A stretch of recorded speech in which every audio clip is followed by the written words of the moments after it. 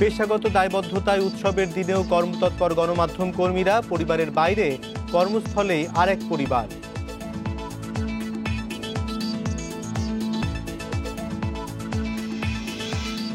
করোনার মধ্যে উৎসব মুখর পরিবেশে সারা দেশে ঈদ উদযাপন, করোনা মুক্তি ও বিশ্ব শান্তি কামনায় মোনাজাত।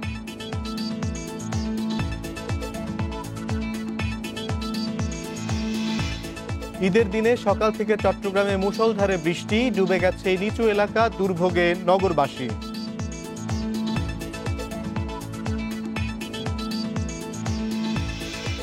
ভারত থেকে ফেরা করোনা শনাক্ত 2 জন হাসপাতালে ভর্তি, যশোরে আবারও পালিয়েছে ভারত ফেরত করোনা রোগী।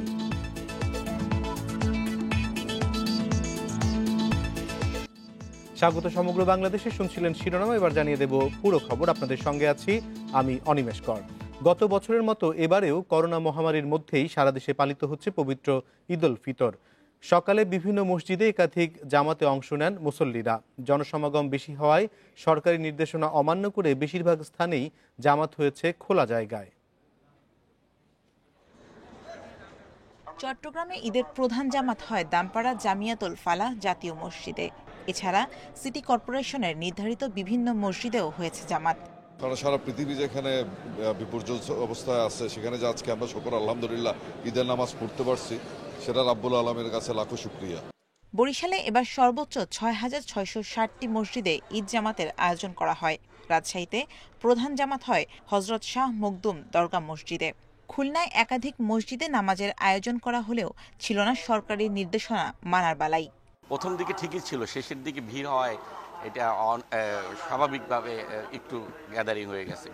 আল্লাহর কাছে এই প্রার্থনা করি যে আল্লাহ এই পৃথিবী থেকে করোনা মহামারীকে দূর করে দিন এবং মুসলিম উম্মার কল্যাণ দান করুন। সিলেট, বগুড়া ও রংপুরের বিভিন্ন মসজিদে জামাতে অংশ নেন মুসল্লিরা। এ সময় জামাতে সামাজিক দূরত্ব মানা না হলেও সুষ্ঠুভাবে নামাজ আদায় করতে পেরে খুশি মুসল্লিরা। স্বাস্থ্যবিধি মেনে সেই মাস্ক ব্যবহার করে সামাজিক দূরত্ব বজায় রেখে নিজে নিজে জায়নামাজ নিয়ে এসে এখানে আমরা ঈদের জামাত আদায় করেছি। কাজেই আমাদের যে সমস্ত নির্দেশনা ছিল স্বাস্থ্য সংক্রান্ত, সেগুলি সব পরিপালিত হয়েছে। ভিন্ন চিত্র দেখা গেছে ময়মনসিংহে। মসজিদে জায়গা না হয় মুসল্লিরা নামাজ আদায় করেন খোলা জায়গায়।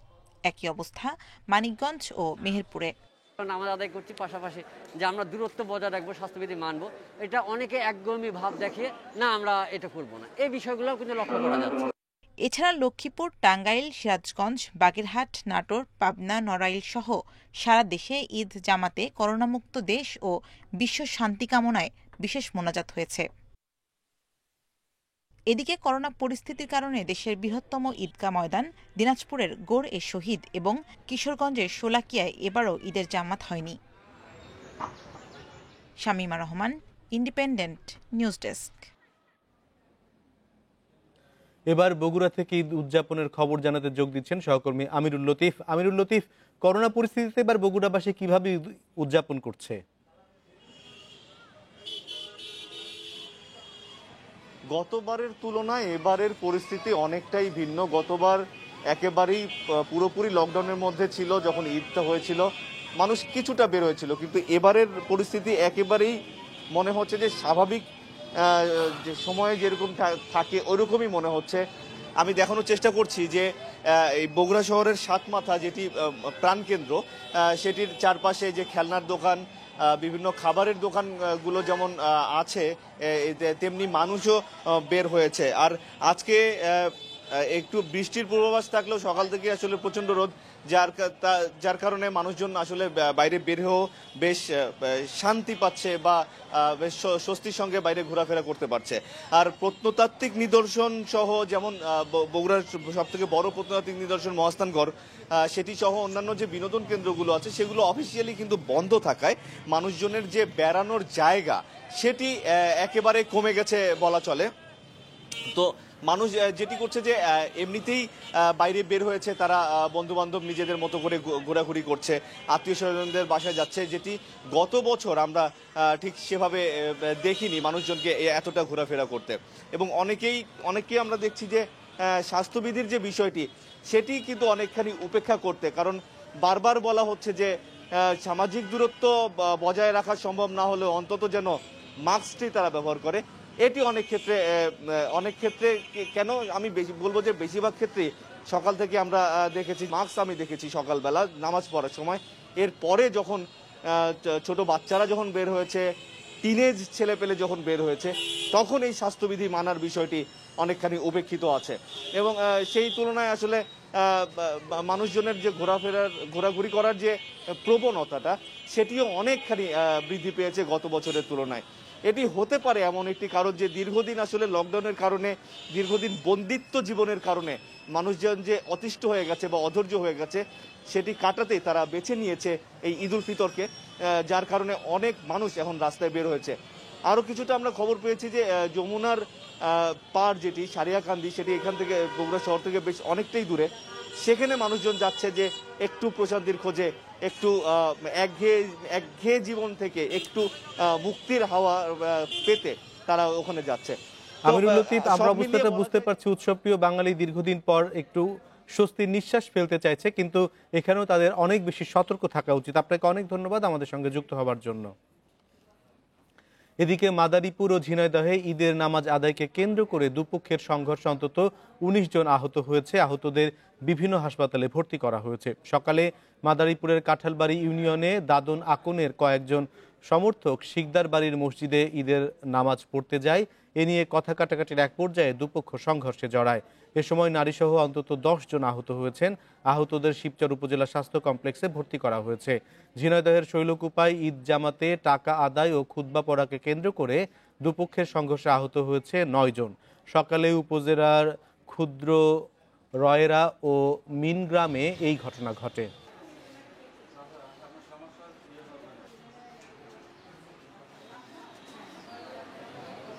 টাকাটাকাটি নিয়ে তাদের মধ্যে উভয় পক্ষের মধ্যে মারামারি হয়েছে। তাৎক্ষণিকভাবে আমার পুলিশ এলাকায় গেছে, এলাকার পরিস্থিতি স্বাভাবিক হয়ে গেছে, এলাকায় পুলিশ মোতায়েন হয়েছে। বৃষ্টি আর জলাবদ্ধতায় নাকাল চট্টগ্রামবাসীর ঈদ আনন্দ অনেকটাই ম্লান।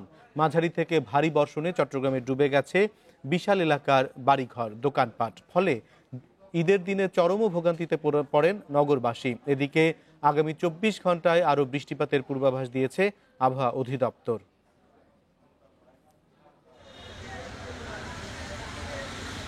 সকালের এক পশলা হালকা বৃষ্টিতে স্বস্তিই খুঁজে নিয়েছিল নগরবাসী, কিন্তু দুপুর গড়াতেই সেই বৃষ্টি ভারী বর্ষণে রূপ নেয়। প্রায় ২ ঘন্টার ভারী বর্ষণে তলিয়ে যায় নগরীর বহদ্দারহাট, মুরাদপুর, চকবাজার, বাকুলিয়া সহ নিম্নাঞ্চলের বেশিরভাগ এলাকা। কোথাও হাঁটুপানি, আবার কোথাও বা কোমর পর্যন্ত ডুবেছে। তাই নগরবাসীর ঈদের আনন্দ মুছে দেখা দিয়েছে ভোগান্তি। যারা ঘর থেকে বের হয়েছেন তাদেরই পড়তে হয়েছে মহা দুর্ভোগে। আমরা আসাতে আমাদের আজকে নতুন কাপড় অবস্থা বেহাল অবস্থা, সাধারণ মানুষের চলাচল অনেক কষ্ট হচ্ছে। যখন আসছিলাম তখন তো বৃষ্টি ছিল না, এখন এখানে আসার সাথে বৃষ্টিতে অনেক বেড়ে গেছে। ড্রেনের পানিগুলো ভালো নেই, সব তো ময়লা পানি। এখন নিজে নামিয়ে ডাকাই দিয়েছি। গেল ২ বছর ধরে চলমান জলাবদ্ধতা প্রকল্পের কারণে নগরীর বেশিরভাগ বড় খালেই এখন পানি নামার সুযোগ কম। এর বাইরে নালা নর্দমা নিয়মিত পরিষ্কার না করায় সামান্য বৃষ্টিতে জলাবদ্ধতার সৃষ্টি হচ্ছে বলে অভিযোগ নগরবাসীর। এইভাবে পানি উঠতেছে, এটা আমার মনে হয় ড্রেন সংস্কারটা ঠিক মতো হচ্ছে না। নালা পরিষ্কার থাকলে এগুলো হইতো না। তো আমরা যে কষ্টটা আছে, যদি আর 5 মিনিট পরে ঘর তুলে যাবে। এদিকে আবহাওয়া অফিস বলছে শনিবার বিকেল পর্যন্ত চট্টগ্রামে অব্যাহত থাকতে পারে মাঝারি বৃষ্টি। লঘুচাপের কারণে, এটা লো প্রেসারের কারণে বৃষ্টিপাতটা হচ্ছে, কিন্তু এটার জন্য পাহাড় ধস বা সাইক্লোনের কোনো ধরনের এখনো পর্যন্ত আমরা কোনো সংকেত আমরা দিইনি আর কি। লঘুচাপের কারণে নৌবন্দরগুলোকে ১ নম্বর সতর্কতা সংকেত দেখিয়েছে আবহাওয়া অফিস। ঈদের দিন মাত্র ১ ঘন্টার বৃষ্টিতে এরকম হাঁটু থেকে কোমর পানিতে ডুবে গেছে চট্টগ্রামের বিশাল এলাকা। নগরবাসী পড়েছে ভোগান্তিতে। নগরবাসীর এসব ভোগান্তি জানার জন্য রাস্তায় পাওয়া যায়নি কাউকে। নগরবাসীর প্রশ্ন, নগর কর্তৃপক্ষের এই কুম্ভকর্ণের ঘুম কবে ভাঙবে? অনুপম শীল, ইন্ডিপেন্ডেন্ট নিউজ, চট্টগ্রাম। জলাবদ্ধতা নিয়ে আরো জানাতে এই মুহূর্তে চট্টগ্রাম থেকে যোগ দিচ্ছেন সহকর্মী অনুপম শীল। অনুপম, জলাবদ্ধতা কি কমেছে কিনা, এখন সবশেষ পরিস্থিতি কি? না, দুপুর ১টার পর থেকে আসলে বৃষ্টি নেই, এবং এই বৃষ্টি না থাকার সুযোগে এখন এই মুহূর্তে প্রধান সড়কে যেই পানি জমেছিল সেটি আস্তে আস্তে নেমেছে। তবে বিভিন্ন গলি উপগুলিতে অর্থাৎ যে ছোটোখাটো বিভিন্ন পকেটগুলোতে যেখান থেকে ছোট ছোট খালগুলো থেকে পানি যায় সেই জায়গাগুলোতে এখনো জলমগ্ন অবস্থায় আছে এবং সেখান থেকে আস্তে আস্তে কমছে। তবে এটি এখানকার স্থানীয়রা বলছে যে এটি কমতে আরো লম্বা সময় লাগবে, কারণ এই সমস্ত জায়গাগুলো থেকে যে নালা বা নর্দমার মাধ্যমে পানি অপসারিত হয় সেগুলো নিয়মিতভাবে পরিষ্কার না করার কারণে এই ধরনের পরিস্থিতি তৈরি হয়েছে এবং এই পানি আজকে নাগাদ আবার নামে কিনা সেটি নিয়েও একটি সন্দেহ আছে। এরই মধ্যে চট্টগ্রামের যে পতেঙ্গা আবহাওয়া অফিস তারা বলছে যে আজকে মধ্যরাত থেকে অর্থাৎ রাত 11টার পর থেকে মূলত এই অঞ্চলে মাঝারি থেকে ভারী বৃষ্টিপাতের আশঙ্কা করছেন তারা এবং সেক্ষেত্রে আবারও যদি কর্ণফুলী একই সময়ে কর্ণফুলী অর্থাৎ রাতের যে কর্ণফুলী নদীর জোয়ার সেই জোয়ার যদি হয় তাহলে কিন্তু এই পুরো বিস্তীর্ণ এলাকা বিশেষ করে চট্টগ্রামের যে নির্মাঞ্চলগুলোর কথা আমরা একটু আগে খবরে জানিয়েছিলাম সেই নির্মাঞ্চল আবারও জলাবদ্ধতায় নিমগ্ন হতে পারে এবং এটির কারণ হিসেবে সাধারণ মানুষজন এলাকাবাসী যেটি বলছেন যে ইতিমধ্যে কিন্তু চট্টগ্রামে গত 3 বছর ধরে একটি বেশ বড় জলাবদ্ধতা নিরসন প্রকল্প চলছে। সেই প্রকল্পের আওতায় চট্টগ্রামের বড় খালগুলোতে এখন সংস্কার কাজ চলছে এবং সেই সংস্কার কাজের কারণে খালগুলোর বেশিরভাগ জায়গায় কিন্তু এখন পানি যে নামার যে বিষয়টি সেটি খালগুলো দিয়ে সম্ভব হচ্ছে না। আর এছাড়া চট্টগ্রাম সিটি কর্পোরেশন যেই বিভিন্ন ছোটখাটো নালা নর্দমাগুলো রেগুলার বা পরিষ্কার করার কথা সেগুলো বন্ধ রয়েছে এবং এই প্রেক্ষাপটেই আসলে অল্প বৃষ্টিতেই পানি জমে যাচ্ছে এবং দেখা যাচ্ছে আধা ঘন্টার বৃষ্টি হলেই এই পানির একটি ভোগান্তি তৈরি হয়। আর এই সাথে যদি কর্ণফুলী নদীর জোয়ারটি থাকে তাহলে কিন্তু এই ভোগান্তি আরো প্রলম্বিত হয়। তো আজকে ঈদের দিন সকলেই মূলত ঈদের নামাজ পড়ে বাসা থেকে বের হয়েছিলেন 10টা সাড়ে 10টা করে। যারাই বের হয়েছেন তারা প্রায় প্রত্যেকেই এই চট্টগ্রাম নগরীতে যে জলজটের ভোগান্তিতে পড়েছেন। অনেককেই মাঝপথ থেকে তাদের নির্দিষ্ট গন্তব্যে না গিয়ে বা বাসায় ফেরত যেতে হয়েছে। বৃষ্টির ভোগান্তি তো আছেই। তো অনুপম, এই বৃষ্টির ভোগান্তি জলাবদ্ধতা এই নিয়ে সিটি কর্পোরেশন কিছু জানিয়েছে কিনা? এটি আমরা একটু অবাক হয়েছি যে চট্টগ্রাম সিটি কর্পোরেশনের কাউকে কিন্তু আমরা আজকে রাস্তায় ওই অর্থে দেখিনি। অর্থাৎ চট্টগ্রাম সিটি কর্পোরেশনের মেয়র বা এই যে জলাবদ্ধতা নিরসন যে স্ট্যান্ডিং কমিটি আছে সেই কমিটির কেউ কিন্তু আমরা দেখিনি যে সাধারণ মানুষের এই ঈদের আনন্দের ভোগান্তির মধ্যে তাদের একটু দুঃখ কষ্টের কথা হয়তো শুনবেন সেই বিষয়টি আমরা লক্ষ্য করিনি। যেহেতু এই ভোগান্তি থেকে আজকের দিনের যে সেটির সমাধান দেওয়া সম্ভব নয়, তবে সাধারণ মানুষের ক্ষোভ হচ্ছে এই বিষয়গুলো দেখাশোনা করার জন্য কোনো জনপ্রতিনিধি থেকে তারা মাঠে পাননি। এবং এখানে একটি বিষয় আছে যে যেহেতু এখানে জলাবদ্ধতা আমরা একটু আগে বলছিলাম যে জলাবদ্ধতা নিরসনের একটি প্রকল্প চলছে এবং সেই প্রকল্পটি চট্টগ্রাম উন্নয়ন কর্তৃপক্ষ দেখাশোনা করছেন, কিন্তু তারপরেও চট্টগ্রাম সিটি কর্পোরেশন একটি রেগুলার মেনটেন্যান্সের বিষয় রয়েছে যেটি গত 1 বছরের বেশি সময় ধরে বন্ধ আছে বলেই আমরা জানতে পেরেছি। এবং সেই প্রেক্ষাপটে যে নালা নর্দমা পরিষ্কার না করার কারণে যে সমস্যা তৈরি হয়েছে তাতে অল্প বৃষ্টিতে পানি জমছে, কিন্তু মাঠে কাউকে আমরা দেখছি না। অনুপম, আপনাকে অনেক ধন্যবাদ আমাদের সঙ্গে যুক্ত হবার জন্য। সমগ্র বাংলাদেশ এখন ইচ্ছে একটি বিরতি, ফিরবো কিছুক্ষণ পর এবং ফিরে এসে আরো যা থাকছে।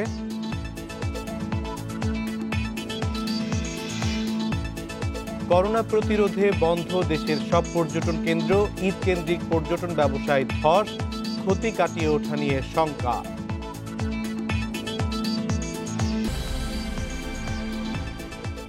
রাজধানীর মহাখালীর ডিএনসিসি কোভিড হাসপাতালে ভর্তি হয়েছেন ভারত ফেরত 2 জন। তাদের শরীরে করোনার ভারতীয় ভ্যারিয়েন্টের আশঙ্কা চিকিৎসকদের, তাই তাদের আলাদাভাবে চিকিৎসা দেয়া হচ্ছে। সকালে ঈদ উপলক্ষে ডিএনসিসির এক অনুষ্ঠানে কথা জানান হাসপাতালটির পরিচালক brigadier general AKM Nasir Uddin. পুরো বিশ্ব যখন করোনায় তটস্থ তখন নতুন ভ্যারিয়েন্ট পাওয়া যায় ভারতে।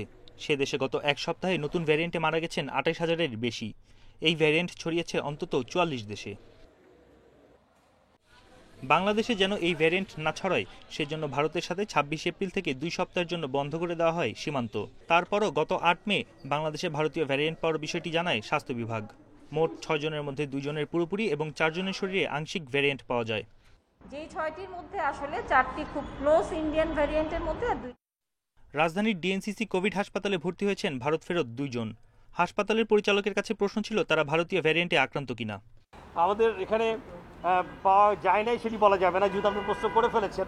আমরা ইন্ডিয়া ফেরত 2 জন রুগীকে পেয়েছি, তার জিন সিকোয়েন্সিং আমরা করছি এবং তাকে আমরা বিশেষ ব্যবস্থাধীনে আমরা তার ট্রিটমেন্টটা চালাচ্ছি। আপনারা জানেন যে গতকাল একটি সিদ্ধান্ত হয়েছে এই ধরনের পেশেন্ট যারা আসবে তাদেরকে আমাদের চেস্ট হসপিটাল যেটা আছে সেখানে পাঠিয়ে দেওয়ার সিদ্ধান্ত হয়েছে। আমরা হয়তো কালকে তাদের ট্রান্সফার করব। ভারতীয় ভ্যারিয়েন্ট যেন বড় আকারে না ছড়িয়ে পড়ে সেজন্য সবাইকে আরও সতর্ক থাকার পরামর্শ দিচ্ছেন জনস্বাস্থ্য বিশেষজ্ঞরা। বন ইবনে কামাল, ইন্ডিপেন্ডেন্ট নিউজ, ঢাকা। যশোর সদর হাসপাতাল থেকে ইউনুস আলী নামে ভারত ফেরত এক করোনা রোগী পালিয়ে গেছেন। বৃহস্পতিবার রাতে তিনি পালিয়ে যান বলে নিশ্চিত করেছেন হাসপাতালের আবাসিক চিকিৎসা কর্মকর্তা আরিফ হোসেন। জানা যায়, ইউনুস আলী গতকাল বেনাপোল স্থলবন্দর দিয়ে বাংলাদেশে প্রবেশ করেন। পরে তার করোনা রিপোর্ট পজিটিভ আসলে যশোর সদর হাসপাতালে করোনা ওয়ার্ডে পাঠানো হয়। সেখানে তিনি নিজেকে রোগীর স্বজন পরিচয় দিয়ে কৌশলে নার্স ও পুলিশের চোখ ফাঁকি দিয়ে হাসপাতাল থেকে পালিয়ে যান। ইউনুস আলী চাঁদপুরের ফরিদগঞ্জ উপজেলার লুৎফর রহমানের ছেলে। তাকে ধরতে অভিযান শুরু করেছে পুলিশ। এর আগে গত 24 ও 25 এপ্রিল এই হাসপাতাল থেকে ভারত ফেরত 10 জন করোনা রোগী পালিয়ে যান। পরদিন তাদের আটক করে হাসপাতালে ফিরিয়ে আনে পুলিশ।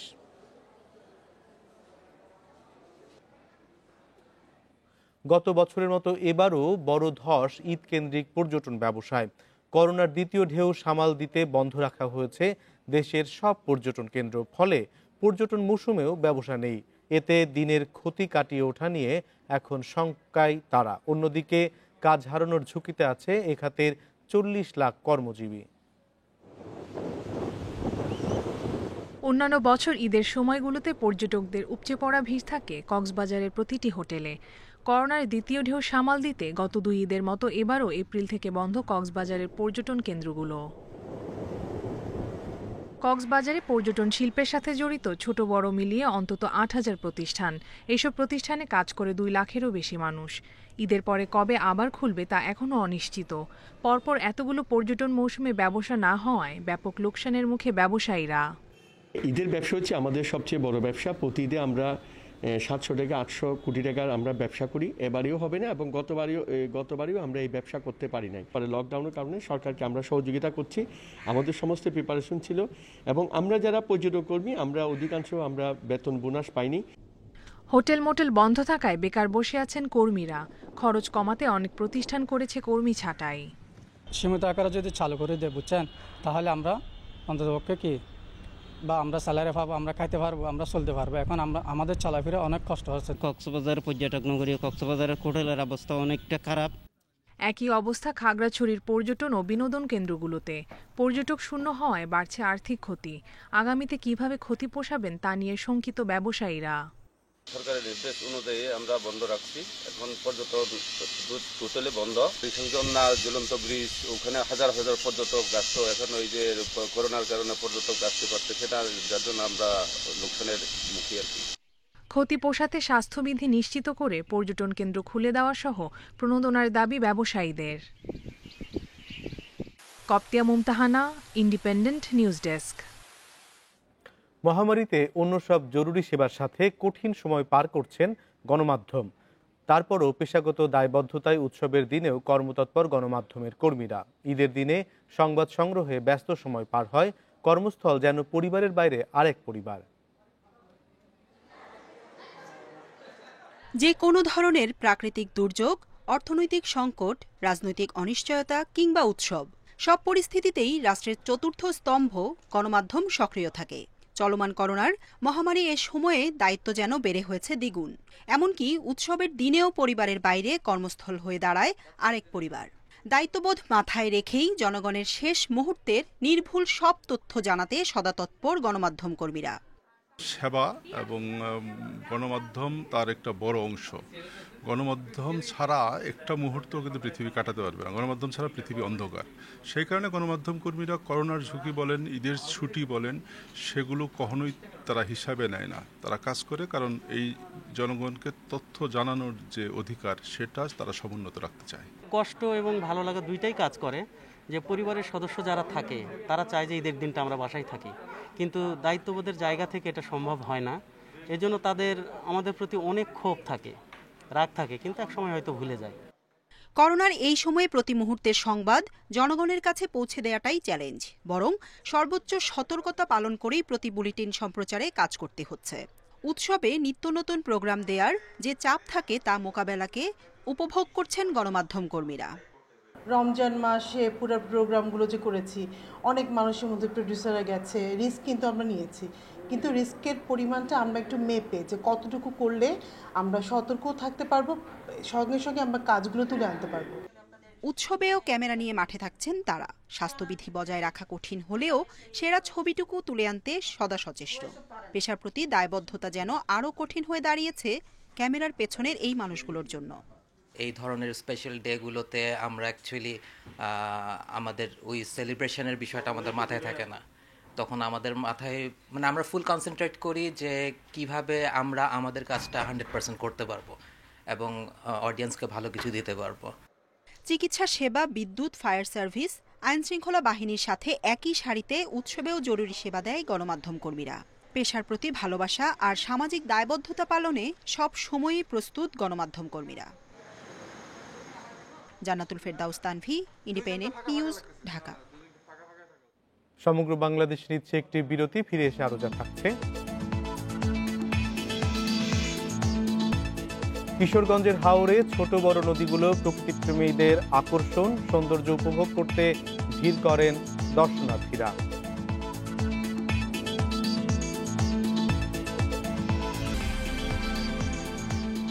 প্রচণ্ড রোদ আর অনাবৃষ্টিতে বরিশালের মাটিতে জৈব পদার্থের ঘাটতি পাওয়া গেছে বলছে মৃত্তিকা ও কৃষি বিশেষজ্ঞরা। তাদের দীর্ঘ পর্যবেক্ষণ ও গবেষণার তথ্যে আরও উঠে এসেছে জলবায়ু পরিবর্তনের ফলে নদীর পানি হয়েছে লবণাক্ত। মাটি ও পানিতে বিরূপ প্রভাব পড়ায় ফুলের রং ফ্যাকাশে আর ফলের পুষ্টি ও স্বাদও কমেছে। তাপদাহ, বৃষ্টি না হওয়া, শীতের তীব্রতা কমে যাওয়ায় বরিশালের মাটিতে সম্প্রতি গন্ধক, দস্তা, পটাশের মতো জৈব পদার্থের ঘাটতি পাওয়া যাচ্ছে। বেশ কয়েক জায়গার মাটিতে লবণাক্ততা বৃদ্ধির প্রমাণ পেয়েছে মৃত্তিকা সম্পদ উন্নয়ন ইনস্টিটিউট। এর প্রভাব পড়েছে প্রকৃতিতে। ক্ষতিগ্রস্ত হচ্ছে ধান সহ অন্য ফসল, ফল ও সবজি চাষ।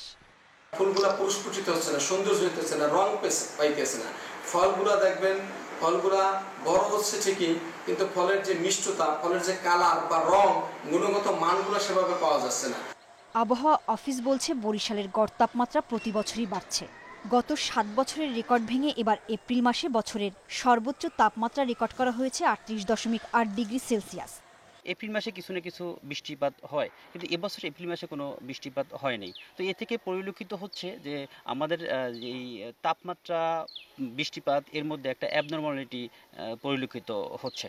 ভোলার দৌলত খান চরফ্যাশন ও পটুয়াখালীর গলাচিপা, কলাপাড়া এবং বরগুনার সদর তালতলীয় পাথরঘাটায় প্রতি বছরই নদীতে লবণাশায় মাটি হচ্ছে বিষাক্ত। এতে বহু ধরনের গুল্ম ও উদ্ভিদ বিলুপ্ত হয়েছে। ফসল বাঁচাতে পানি ও তাপ সহনীয় চাষাবাদের পরামর্শ কৃষি বিভাগের। সম্পূরক সেচের ব্যবস্থা করতে হবে এখন, এছাড়া কোনো উপায় নেই। এটা একটা আসলে এটাই এখন পরামর্শ।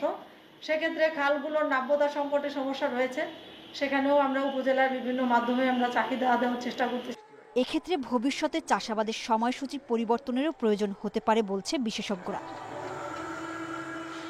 Independent news desk. কিশোরগঞ্জের হাওরের ছোট বড় নদীগুলো যেন প্রকৃতিপ্রেমীদের স্বপ্নের ঠিকানা।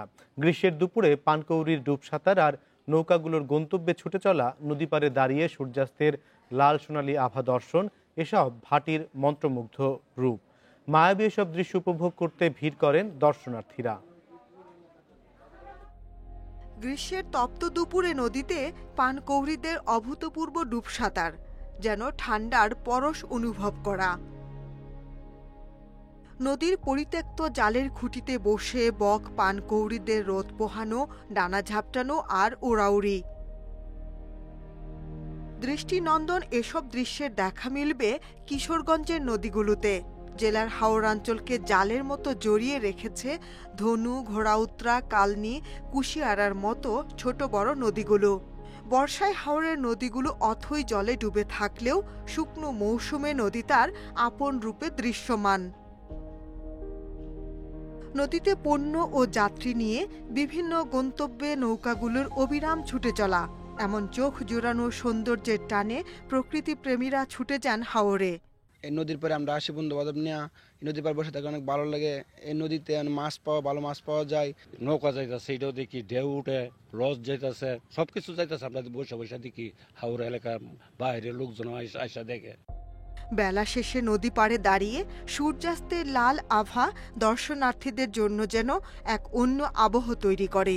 মায়াবী এমন দৃশ্য নিঃসন্দেহে প্রকৃতি প্রেমীদের পরিমিত মনের খোরাক। কিশোরগঞ্জের হাওরগুলোর চারপাশে জালের মতো ছড়িয়ে আছে এই নদীগুলোর সৌন্দর্য। শুকনো মৌসুমে যেমন অপার সৌন্দর্যকে উদ্ভাসিত করে, তেমনি বর্ষা মৌসুমেও জল থই থই অপার সৌন্দর্য নিয়ে উদ্ভাসিত হয় মানুষের সামনে। কিশোরগঞ্জ জেলার 1070 বর্গ কিলোমিটার হাওরের বুক চিরে বয়ে গেছে ছোট বড় 15টি নদী। Independent news desk. দেখছেন সমগ্র বাংলাদেশ। নিচ্ছি আরো একটা বিরতি, ফিরছি কিছুক্ষণ পর আরো খবর নিয়ে।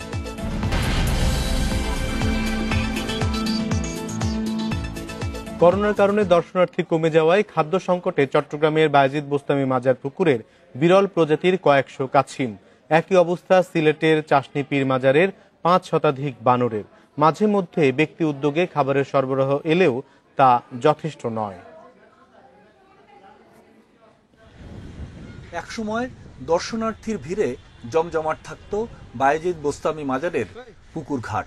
পরম যত্নে সুলতানুল আরেফিন বায়েজিদ বোস্তামি রহমতুল্লাহ আলাইহের স্মৃতি বিজড়িত পুকুরের এসব কাছিমকে খাবার দিতেন দর্শনার্থীরা। তবে করোনার কারণে বদলে গেছে সেই চিত্র। এখন হাতে গোনা কিছু দর্শনার্থীর দেখা মিললেও দিনের বেশিরভাগ সময় ফাঁকা থাকে পুকুর ঘাট। খাদ্য সংকটে এখানকার 6 শতাধিক কাছিম। এমনি অন্য সময় তো ওনারা খেয়ে আরো উচ্ছিষ্ট হয়ে যায়, যেগুলো মানুষ পুকুরে ফেলিয়ে দিতে হয়, কিন্তু এখন সে অবস্থা নাই। তারপর আমরা আমাদের পক্ষ থেকে যেহেতু আমরা দেখতেছি, অনুভব করতেছি খাদ্য ওদের পরিমাণ মতো পাচ্ছে না, তা আমরা ওই আমাদের যারা ছেলে আছে কর্মচারী, ওদেরকে আমরা চালের বস্তা কিনে দিয়েছি। সিলেট নগরীর গোয়াইনটুলায় চাষনি পীরের মাজারে কয়েকশো বছরের আস্তানা এসব বানরের। বর্তমানে এখানে বানরের সংখ্যা 5 শতাধিক। দীর্ঘদিন ধরে বানরগুলোর খাদ্যের যোগান দিয়ে আসছেন পর্যটকরা। করোনার কারণে তাও বন্ধ প্রায় 1.5 বছর। ফলে খাবারের অভাবে প্রায়ই লোকালয়ে হামলা করছে অভুক্ত বানরগুলো। চিপ বিস্কুট দেখলে ওরা মনে করে ওদের জন্য এগুলা টান দিয়া নিয়ে আনে, এইটারে মানুষ একটু বিভ্রান্তি ছড়ায়। বানরে কিন্তু কারো কোনো ক্ষতি করে না। আশপাশের পাহাড় টিলা এবং গাছ কেটে ফেলায় আবাস সংকটেও বানরগুলো। সচেতন নাগরিকরা মনে করছেন বানরদের এই সমস্যা দূর করতে এগিয়ে আসতে হবে সিটি কর্পোরেশন, জেলা প্রশাসন ও বন বিভাগকে।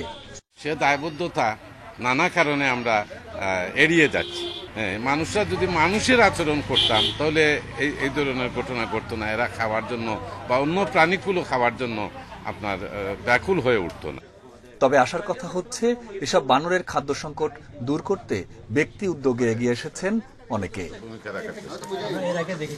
Mamunur Rashid, independent news desk.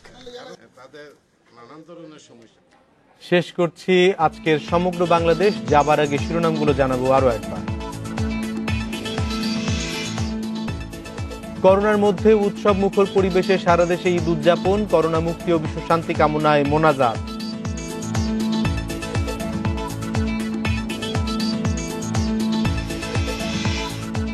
পেশাগত দায়বদ্ধতায় উৎসবের দিনেও কর্মতৎপর গণমাধ্যম কর্মীরা, পরিবারের বাইরে কর্মস্থলেই আরেক পরিবার।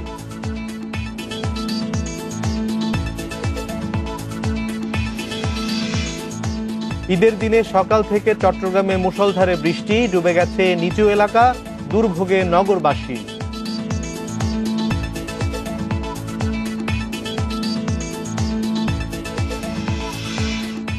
ভারত থেকে ফেরা করোনা শনাক্ত 2 জন হাসপাতালে ভর্তি।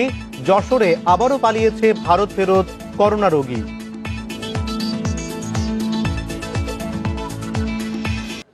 এই ছিল আজকে সমগ্র বাংলাদেশের আয়োজনে। ইন্ডিপেন্ডেন্ট টেলিভিশনের সবশেষ খবর বিস্তারিত জানতে চোখ রাখুন ফেসবুক, টুইটার ও ইউটিউবে। সাথে থাকার জন্য ধন্যবাদ।